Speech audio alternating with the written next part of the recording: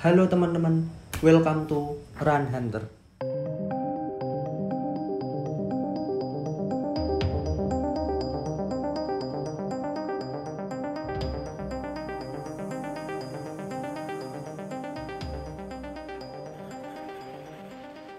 Jadi pada malam hari ini aku akan menceritakan tentang misteri Lawang Sewu ya teman-teman. Nah, Lawang Sewu tuh dulu tuh digunain sebagai kantor administrasi kereta api yang dibangun pada tahun 1904 sampai 1907. Nah, itu pembangunan itu zaman dulu tuh lumayan cepet lah ya. 3 tahun udah jadi tuh, pada masa lalu tuh cepet banget tuh. Dan digunakan sebagai kantor administrasi kereta api di masa Hindia Belanda. Sebelum membangun kantor kereta api di Semarang, Netherlands Indisch Spoorweg Maatschappij atau NIS sudah membangun rel kereta api pertama di Indonesia, tepatnya pada tahun 1864 silam. Nah, jadi dulu tuh Belanda tuh sempat membangun rel kereta api pertama ya pada tahun 1864 karena dipindah ke Lawang Sewu itu tuh karena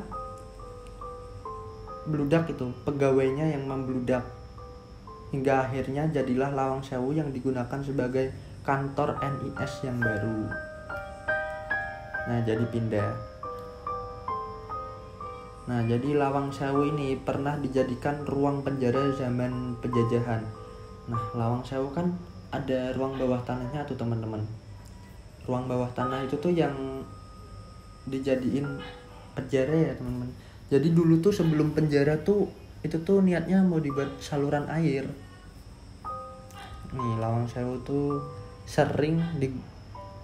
Lawang Sewu juga pernah dijadikan sebagai ruang penjara bawah tanah di masa penjajahan Jepang. Nah, waktu masa penjajahan Jepang teman-teman, konon katanya ruang penjara ini termasuk penjara paling sadis dan kejam di masa penjajahan. Ya nggak heran sih, maksudnya wajar aja ya kalau sering ada penampakan kan. Banyak orang yang bilang ya kalau ruang bawah tanahnya Lawang Sewu ini kan yang paling creepy gitu. Nah, Lawang Sewu ini merupakan saksi bisu atas pertempuran 5 hari Semarang. Pertempuran itu tuh pada tanggal 14 sampai 19 November 1945. Terjadi peperangan antara Indonesia melawan Jepang. Dan Lawang Sewu menjadi salah satu lokasi peperangan antara kedua negara. Namun akhirnya Angkatan Muda Kereta Api atau AMKA Indonesia berhasil merebut kembali gedung ini setelah sebelumnya dijadikan sebagai kantor jawatan transportasi oleh Jepang. Nah, itu teman, bicara soal misteri ya. Tadi kan kita habis sejarah.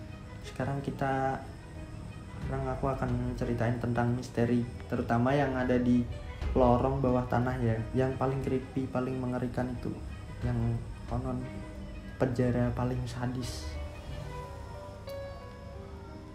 Nah, lorong ini tuh terus melahirkan kisah-kisah misteri, terutama sejak diadakannya uji nyali oleh salah satu televisi swasta. Kita semua bisa melihat sosok yang tiba-tiba muncul di tengah pintu. Juga kita bisa mendengarkan bagaimana sosok tersebut menirukan suara peserta uji nyali dengan lantang dan menyeramkan. Oh, jadi tuh dulu tuh ada kayak acara televisi ya, dan itu tuh pernah nangkep sosok yang tiba-tiba muncul di tengah pintu teman-teman. Wah, itu epic banget sih itu sih. Terus bisa suaranya juga kerikut sih. Wah, ruang bawah tanahnya nih emang keren sih. Ini paling sadis emang, bener nih, paling creepy sih bener. Konon katanya lorong bawah tanah ini dulu dibuat sebagai saluran air oleh bangsa Belanda. Nah, kan sebelumnya tuh saluran air lalu jadi penjara yang tadi pada masa. Secara ilmiah, lorong ini tuh ditutup. Ini tuh ya bukan hanya karena unsur mistisnya ya teman-teman, tapi juga ada bahaya realistisnya. Ada lagi yang creepy, itu tuh yang terdengar suara teriakan di sumur bawah tanah. Jadi di lorong bawah tanahnya tuh ada sumurnya ya. Nah, di halaman utama gedung Lawang Sewu terdapat sebuah sumur tua yang sudah lama tidak dibuka bagi publik. Jadi yang nggak dibuka untuk publik ya, karena alasan tertentu. Oh, ini ada alasannya. Alasan penguncian sumur ini diduga karena adanya suara teriakan yang seringkali muncul saat malam hari tiba. Oh, mungkin ini tuh dulu kan sempat buat penjara ya. Penjaranya tuh paling sadis lagi. Nah, itu mungkin dibuat oleh tentara Jepang untuk menyiksa tentara Belanda. Mungkin ya dimasukin ke sumurnya ya, jadi sering ada itu suara-suara manggil lah atau apalah begitu, suara dari berbagai macam makhluk. Selanjutnya, penampakan makhluk halus di ruang utama. Nah, ini jadi tuh di Lawang Sewu tuh mistis, cuman enggak cuman di ruang bawah tanahnya ya teman-teman, di bagian halaman utama juga, ini malah di ruang utama. Nah, yang pertama tuh penampakan tangan hitam besar yang menutupi bagian jendela. Oh, ini sering ya kalau ada kayak gini, berarti dulu sering itu. Kayak tadi kan ada acara televisi juga yang uji nyali ya, dia malah sosoknya malah kedapatan di dalam kamera. Ini juga sering sih mungkin. Kedua, di bagian sudut-sudut langit utama terdapat penampakan orang yang suka menyender di malam hari. Kalau ini sih enggak cuman di Lawang Sewu sih, ini sih di mana dulu juga pernah sih eksplor kayak gini, dapat ada sender-sender. Jadi itu dari atas, dari sudut-sudut langit ada yang nyenterin kita. Ini creepy cuy. Terus ada juga penampakan dengan kondisi wajah yang rusak. Nah, jadi dulu tuh ya itu sih mungkin ya karena dulu kan sempat Lawang Sewu kan buat peperangan terus buat penjara, jadi wajar sih kalau penampakannya kayak gini semua, wajahnya rusak tuh wajar lah ya. Jadi terus selanjutnya, sering tercium bau-bau aneh di ruang penjara berdiri. Jadi ada penjara berdirinya teman-teman. Di ruang bawah tanah terdapat penjara berdiri yang berukuran 60 cm kali 1 meter. Sempit juga ya. Penjara yang harusnya digunakan untuk 1 orang tahanan malah digunakan untuk menampung 5-6 orang tahanan. Bayangin cuy, pengep cuy. Hingga akhirnya seluruh tahanan tewas karena kesempitan. Ya wajar sih, 60 cm kali 1 meter buat 5-6 orang itu di desel-deselin cuy. Jika ada tahanan yang masih hidup, tak akan bertahan lama. Setelah itu mayatnya akan dibuang ke sungai terdekat. Akibat penyiksaan sadis ini, sering tercium bau-bau aneh dari ruang penjara, termasuk bau anyir darah. Oh iya, wajar sih,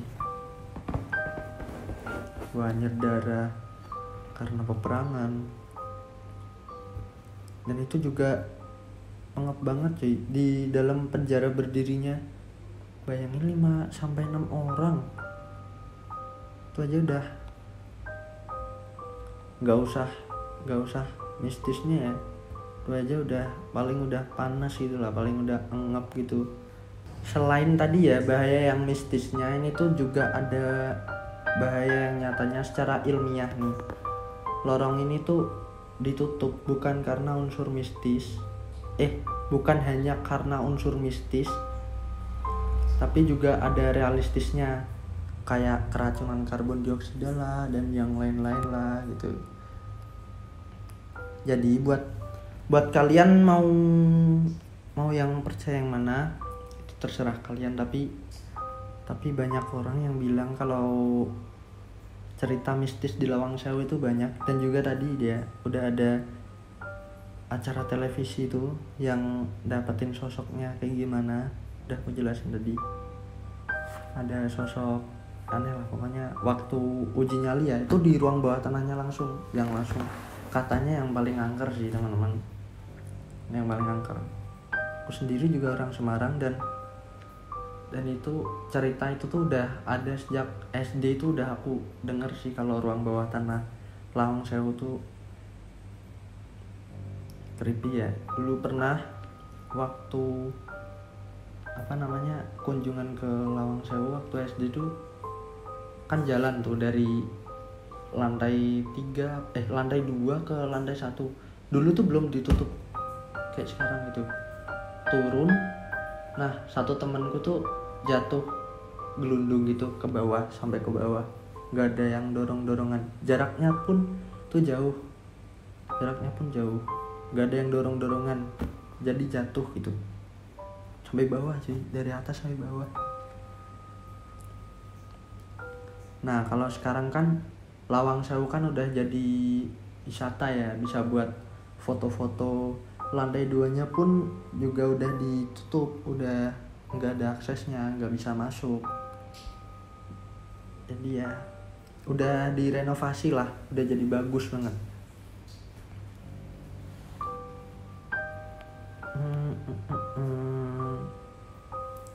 Oh iya, ini tuh sebenarnya ya Lawang Sewu tuh nggak sampai 1000 pintu ya. Lawang tuh artinya kan pintu.